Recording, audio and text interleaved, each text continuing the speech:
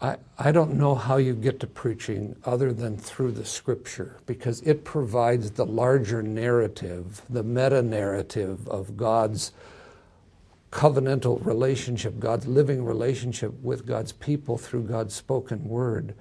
And if that larger narrative and then the smaller piece of it that's the text or the readings for this day aren't the center of my preaching, then I fear I will become the narrative of my preaching, or some commentary on some event this week will become the narrative of my preaching. Now, the challenge for me is, how does the biblical narrative invite into it the narrative of the here, the narrative of the world we live in? I think the critique that we are living in a postmodern era, absent meta-narratives, absent one sense that one's life is framed by a larger story that transcends one's life, that gives one's life authority and meaning and community, is a very valid critique.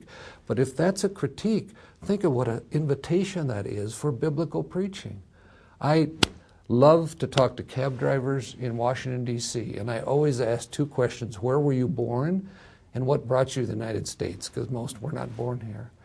And in that question comes the narrative of one's life that is inevitably set in a larger narrative.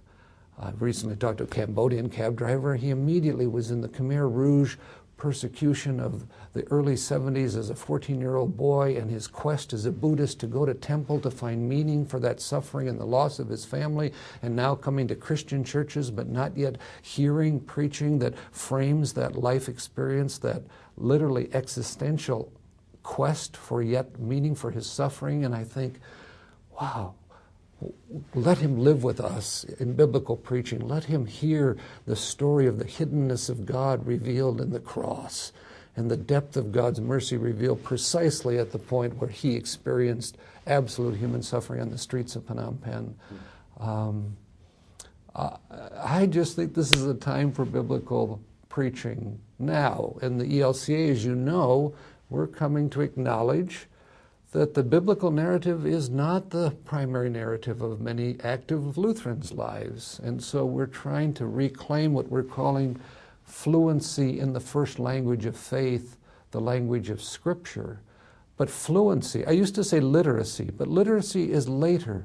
Fluency begins with aural fluency, A-U-R-A-L, and hearing the Word. And isn't that what's happening in worship? As the Word is read, as it is sung, as it is preached, as it is prayed.